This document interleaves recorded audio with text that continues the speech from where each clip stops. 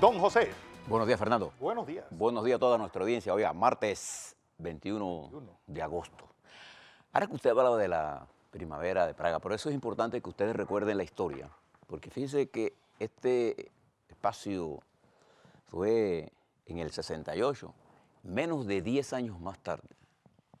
O sea, para el 77, la República de Panamá estaba negociando con los Estados Unidos los tratados Torrijos-Carter en medio de una guerra fría a su máximo nivel. Sí. De allí, cuando uno ve un proceso histórico, uno debe entender la circunstancia en que él se da, porque ¿cómo nosotros logramos esto? Bueno, apoyo internacional sí, pero entendiendo la dinámica que se estaba dando en los Estados Unidos. Por eso es que cuando iniciamos las negociaciones, las iniciamos con el complejo militar. No hubiese habido tratado si nosotros no hubiéramos pactado primero Con los militares. la parte militar. Y esto que ustedes vieron ahí, estos tanques en Praga, eran una expresión de a qué nivel llegó la Guerra Fría.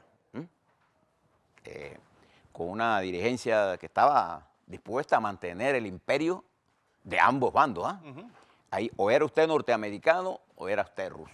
Pro ruso, pro gringo. Así, el mundo se dividía en ese simplismo. Pero bueno, yo quisiera, antes que ir al pleno, darle mi reconocimiento, mi voz de aliento a los muchachos de Bacamonte, que ayer perdieron en Williamsburg, pero que tuvieron una presentación ejemplar. O sea, los muchachos, yo aprendí con mis hijos y con todos los muchachos, los niños no van a jugar para empatar, van a ganar. Entonces, cuando ellos pierden, se sienten frustrados. Bueno, a estos niños nuestros que estaban allá en el campeonato, les puedo decir, le ganaron a Canadá. Y le ganaron a Canadá. Perdieron con Japón 4-2 en un país que tiene más de 100 millones de habitantes. Perdimos con Puerto Rico 3-1 y perdimos peleando. Muchachos, no les puedo decir que se sientan bien porque perdimos, pues. Pero hicieron una digna representación nuestros muchachitos de Bacamonte y aquellos que estaban ayer tuiteando, hablando de que ganaran. Ellos no necesitan de eso tanto como de la comprensión cuando pierden. Porque cuando pierden es cuando más nos necesitan los niños. De manera que mi solidaridad, mi aprecio, mi cariño con estos niños de Bacamonte que nos representaron tan dignamente. Igual que lo hicieron nuestros muchachos allá, ya más adultos, en el Mundial. En el Mundial Sub-15. ¿Cómo nos disfrutamos? Acá en Chiriquí. Bien. Recuerda que les hablé de esto que estaba pasando en Pensilvania y sus consecuencias y del papel de Francisco. Ayer, el Papa Francisco, en una categórica carta que hizo pública a su nombre, ahora sí, expresaba de ese evento lo siguiente, se los leo. Dice Francisco en su carta, usted se mete al Vaticano, ahí está.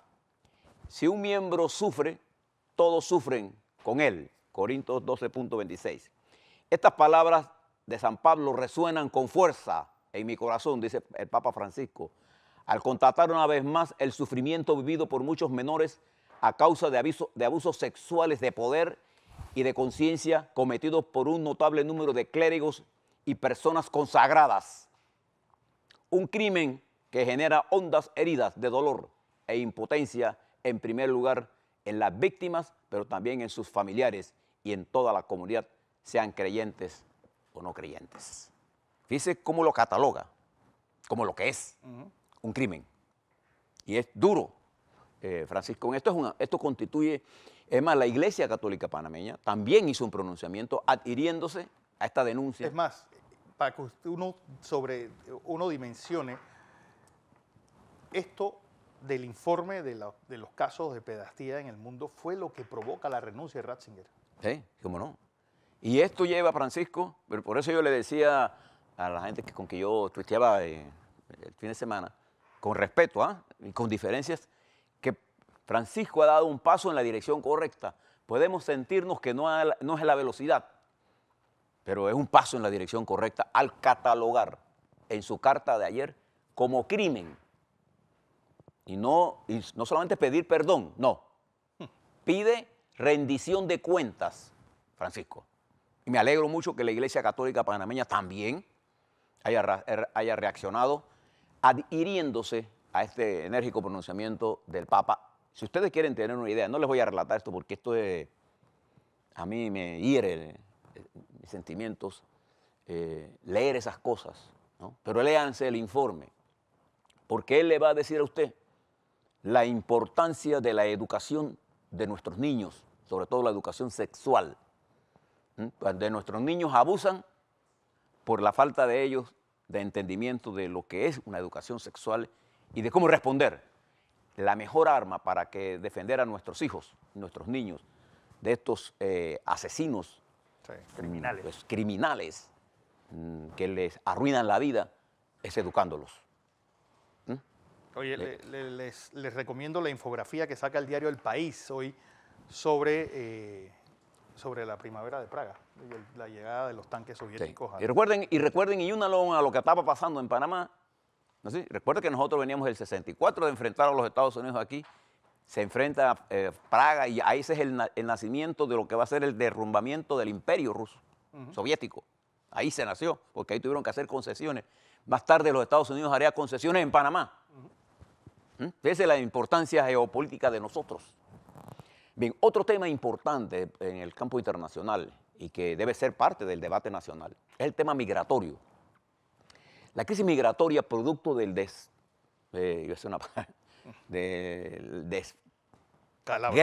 descalabro en Venezuela, de la salida de más de 2 millones de personas y que ha afectado a países limítrofes con Venezuela, Colombia, Ecuador, Perú, Brasil, ha generado quizás el drama humano más poderoso. Pero ese es el único.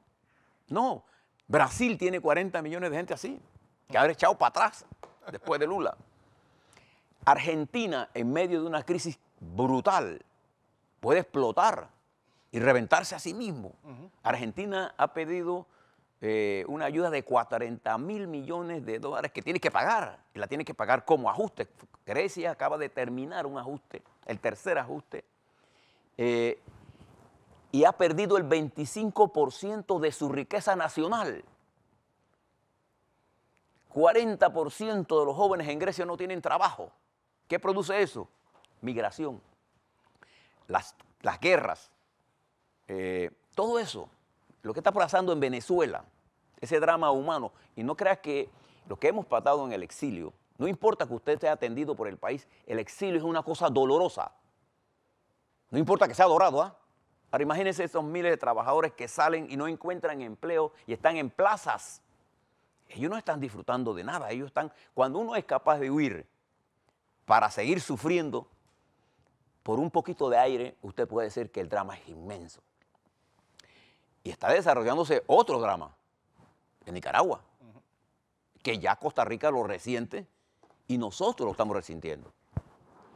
Nosotros vivimos una crisis en Panamá muy parecida en el 88, 89, solo que los panameños nos hemos dado a emigrar.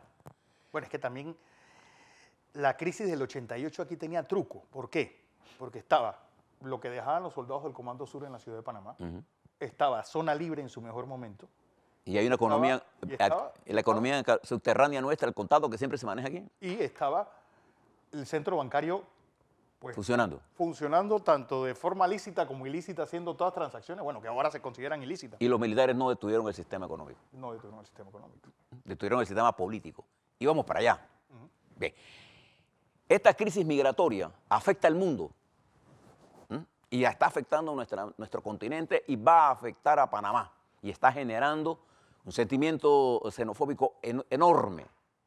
Y si no lo entendemos bien y no lo explicamos bien, podemos estar envueltos en incidentes muy parecidos a lo que pasaron en Costa Rica, o está pasando en Brasil, o está pasando en otros países, porque la presión nacional nos obliga entonces a resurgir el nacionalismo y nos olvidamos de la solidaridad.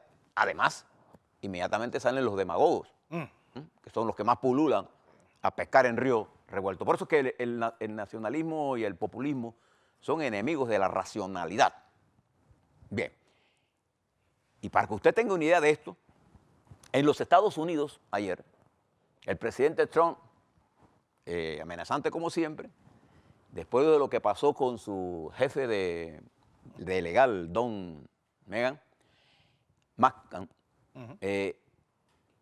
que dio declaraciones por más de 30 horas al fiscal, y de las publicaciones que el New York Times viene haciendo sobre las posibles implicaciones que ha tenido esto, el presidente Trump ayer saca un tuit hablando de que está dispuesto a quitarle las sanciones a Rusia si coopera en el caso de Ucrania y Siria.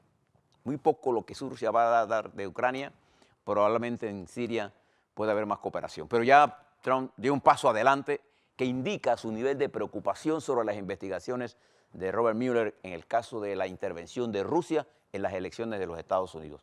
Y está generando una situación entre los abogados del presidente de Estados Unidos, la posición del presidente de los Estados Unidos con los medios y con los ataques a su propia administración, porque cuando él habla del Departamento de Justicia está hablando de una persona que él designó, igual que cuando habla contra el FBI, y ahora tiene un enfrentamiento con las agencias de inteligencia. Yo nunca había visto eso. ¿Usted ha visto alguna vez eso en los Estados Unidos? O en una potencia, no. Porque en la Unión Soviética, cuando esto ocurría, lo que hacía era que fusilaban a los que perdían. Sí, entonces no se daba cuenta de ninguna pugna. Parecía un gulag. Sí, o cuando había socialismo, o como hay ahora capitalismo de Estado, que eso es lo que es Rusia ahora y China, por ejemplo, ahí las disidencias se liquidan rápidamente. Se fusilan y se acabó, y además le cobran la bala a la familia. Y fíjese que esta crisis abre otra cosa que está ocurriendo en otro país, que es Afganistán. ¿Se acuerda que el secretario de Estado, Pompeo, ayer hablaba en forma arrogante, típica de él, que ya llegó la hora de la paz? Bueno, los talibanes, en la madrugada de hoy, o sea, de ayer para hoy, atacaron Kabul desde edificios controlados.